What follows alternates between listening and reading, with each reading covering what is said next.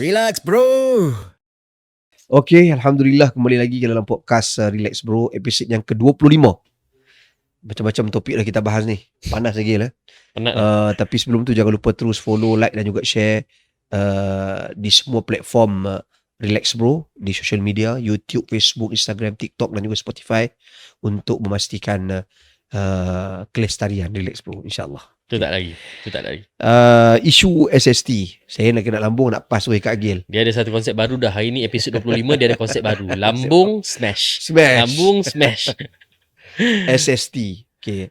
Sebenarnya kita dah cakap beberapa kali ya Gil.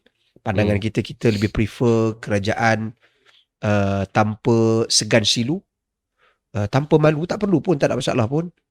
Laksanakan GST, tarik balik. Okay. Tidak ada masalah. Soal orang nak kata ludah ke langit, apa masalah kalau kita nak buat dan laksanakan benda yang baik untuk rakyat dan negara. Betul. Ni for the nation. Macam orang kata, kenapa PH bersama dengan UMNO? UMNO tu liability contohnya. Kenapa UMNO bersama dengan DAP tapi kita buat relax, buat kering je? Boleh. Itu boleh. Boleh. Pada saya tidak ada tapi masalah. Tapi GST tak boleh. GST tak boleh. Patutnya saya rasa boleh je, buat je. Sebab apa? Sebab inilah isu dia. Bila SST contohnya naik 2% lagi. 2% kepada beberapa sektor. Cuma saya setuju salah satu sektor tu. Karaoke tu naik tinggi lagi pun tak apa. Sebab orang pergi karaoke ni orang duit banyak-banyak. Tapi banyak karaoke murah sekarang. Aduh, wah. Banyak karaoke murah. Karaoke jamban pun ada. Nyanyilah kat rumah. Ni pergi karaoke tu eloklah naik tinggi-tinggi sikit pun tak apa. 8 tambah 8 10% pun tak apa. Dia ada karaoke keluarga pun ada. Tapi tu ni saya gurau je lah. Cuma itu pada saya tidak ada masalah. Cumanya ini dia menimbulkan satu perdebatan. Perdebatan yang saya kira orang start attack kerajaan balik ya. Orang start attack YB Rafizi, orang start attack kerajaan perpaduan. Betul. So jadi benda ni berterusan. Saya tengoklah kerajaan dalam konteks tax, konteks kos hari hidup, konteks subsidi, konteks cukai, dia ada satu kekurangan. Empathy.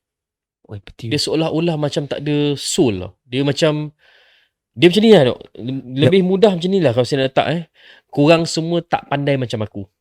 Aku je pandai. Aku tahulah apa aku buat ni. Dia macam tu. Level dia. Sebab bila you tak ada empathy, saya rasa susah kerajaan ni nak berfungsi. Sebab akhirnya dia akan buat kerja syok sendiri je. Sebab bila you nak buat polisi, you nak buat sesuatu di peringkat kerajaan, you nak buat untuk siapa? You nak buat untuk rakyat. Tapi bila rakyat kebanyakan ataupun majoriti suara-suara tidak bersetuju ataupun mengeluh, then you have to do something about it lah. If you have to delay, you delay it lah. If you have to postpone it, you postpone lah. Betul, you ada perancangan untuk menaikkan SST daripada 600 ke 800. Lepas tu you cakap, barang lain tak kena. So barang lain tak akan naik. Ini masalah. You cakap barang tak akan naik. Tapi contoh kos penghantaran naik daripada 6% ke 8%. Barang mesti naik punya pasal apa? Itu sebahagian daripada kos dia. Betul. Tapi dia kata, tak naik. Saya naikkan SST ni ke penghantaran je. Jadi barang-barang lain tak boleh naik. Gila ke apa? Habis siapa nak bear the cost? Untuk hantar barang-barang tu. Untuk hantar barang-barang Logistik. So you cannot say that. You cannot say that barang tak akan naik. Bila ada kenaikan kadar cukai, like it or not, the whole supply chain, the whole ecosystem will be disrupted. Memang akan effect. Ini no-brainer lah. Kepada orang yang rasa dia pandai. Ini no-brainer. Bila ada kenaikan cukai, confirm akan ada barang naik. Satu, dia ada chain reaction. Kedua, dia ada opportunist. Orang-orang yang ada sifat opportunist ni akan menaikkan harga barang, mengambil kesempatan. Jadi you nak kena manage yang mengambil kesempatan ni satu. Tapi you tak boleh deny chain reaction. Jadi janganlah kita bila rakyat cakap naik cukai barang naik cukai barang naik, you pun kata korang ni aku naik bahagian ni je, yang lain tak naik. Betul, cukai barang lain tak naik, tapi harga tetap akan naik. Ini masalah dia. Tapi macam Dok cakap tadi lah, at the end of the day kita tahu kutipan cukai adalah untuk pendapatan kerajaan, untuk membiayai program-program yang patut dibuat berdasarkan perancangan-perancangan kerajaan. Segi pembangunannya, dari segi untuk address the need untuk biayai kos operasi. Kerajaan ni dia macam syarikat lah untuk mendengar dan menonton. Kerajaan ni macam syarikat juga. Dia ada kos operasi, dia ada kos pembangunan. Sebab tu bila bila kerajaan bentang belanjawan, dia ada belanjawan untuk kos operasi ataupun perbelanjaan operasi dan juga perbelanjaan untuk pembangunan. Jadi cukai adalah salah satu revenue stream, ataupun kita panggil duit masuk lah, duit masuk kerajaan lah. Apa yang kerajaan patut ambil dan macam mana untuk supaya kerajaan boleh belanja. Tapi bila dia naik, dia dah 6% tak cukup. So dia kena naikkan 8%. Tapi kalau dia nak naik 8% untuk semua, sakit. Dia naikkan sektor-sektor yang mungkin dia rasa tak akan memberikan impak yang teruk kepada rakyat. Which kita faham. Cuma jangan deny barang tak naik. Harga barang tak naik, jangan deny. Itu nombor satu. Nombor dua, kita dah cakap banyak kali, SST tak transparent. Banyak lagi benda-benda yang tak transparent. Sebab ada juga keadaan yang mana dia akan ada double charge. 8% ni nanti ada satu lagi layer, dia akan charge lagi 8%. So jadi 16%. So dia memang tak transparent. Dan kita pun tahu lebih 100 buah negara pakai GST, and kita patut buat GST. Walaupun kita start dengan 3% ke 4% ke, kalau tak nak buat 6%. Cumanya kerajaan kalau nak buat, dia kena buat sekarang, dok. Sekarang dah buat sekarang. Sebab apa? Kalau you tak buat sekarang, then it will be too late. You akan risau nak buat sebab takut jadi modal politik lawan untuk menang election. Like what you did. So kita faham bila sampai game politik, you will do whatever it takes. Faham. Tapi being political player and being government is different. Kerajaan akan duduk dalam keadaan untuk buat perkara yang sukar walaupun tidak digemari. Orang tak suka tapi you know it's the right thing to do. Macam you buat SST 8%, you tahu orang tak suka tapi you know it's the right thing to do. Same goes to GST.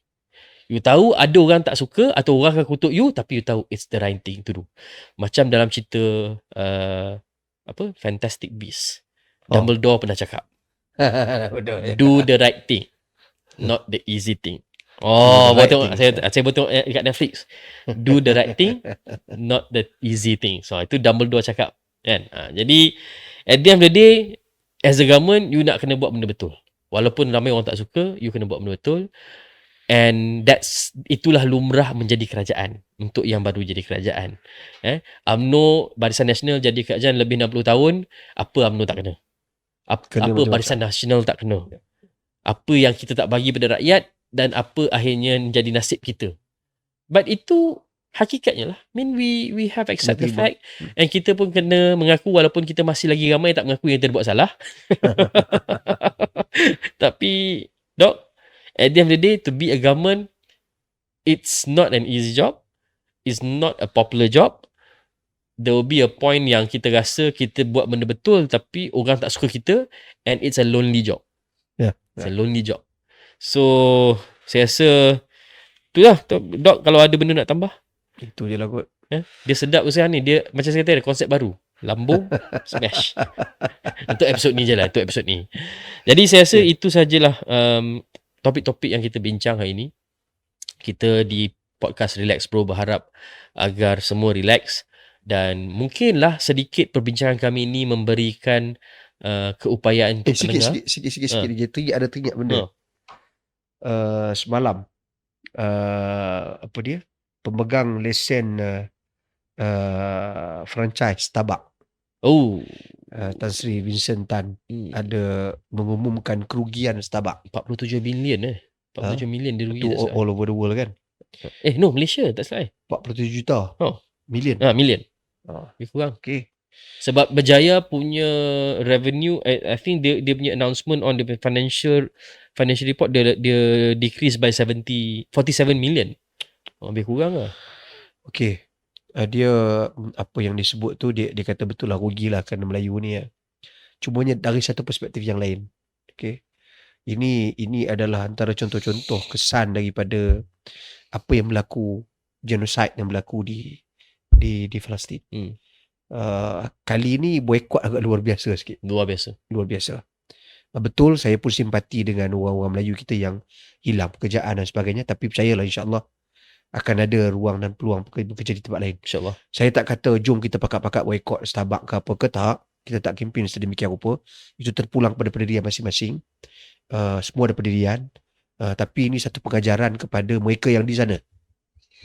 Okey, mereka yang di sana yang terlibat dengan pembunuhan besar-besaran, genosid di Palestin, Israel dan sekutu-sekutunya ambil benda ni sebagai pengajaran. Kenapa? Kerana benda ni akan berlarutan, percayalah, sekiranya tidak ada satu jalan dan langkah penyelesaian yang baik. Betul. Dan hal yang macam ni sebenarnya sampai dan dekat dengan hati orang Melayu Islam. Supaya kita lebih bijaksana. Dan pada masa yang sama, saya nak ambil kesempatan ni juga, kita kempen lah produk-produk Melayu Islam. Bawa masuk lah daripada luar ke, daripada mana, daripada Saudi ke, contohnya kan. Masuk daripada Saudi, daripada Indonesia ke, kita ramaikan lagi produk-produk Melayu Islam, ataupun produk Muslim yang kita boleh support, ataupun makan meniaga ni tak ada masalah dengan orang bukan Islam pun. Selagi dia halal. Selagi dia halal dan selagi dia tak terlibat dengan jenayah perang dunia. Okey. Bawa ke Malaysia. Cari lagi produk-produk lain. Okey. Yang boleh bantu dan support pasaran kita, insya-Allah. Okey. Terima kasih. So kita tutup. Okey. So itu peringatan. I think dah lama kita tak cerita pasal Palestin. I think it's a good reminder to us. And kami di podcast Relax Bro ni berharap supaya apa saja perbincangan yang kita bincangkan dalam podcast sedikit sebanyak memberi perspektif yang berbeza kepada penonton dan pendengar. Mungkin boleh mencetuskan lebih banyak pemikiran ataupun boleh bincang dengan ahli keluarga dan sahabat andai tentang isu-isu yang berlaku di dalam negara dan di luar negara. Dan insyaAllah kita akan berjumpa lagi dan berbincang lagi tentang isu-isu yang panas di dalam podcast Relax Bro dalam episod yang akan datang.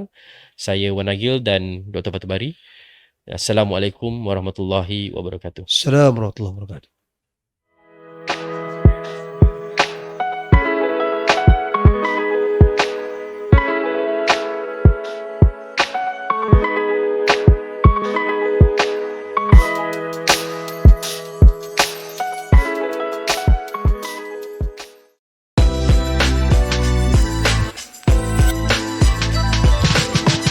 Relax, bro.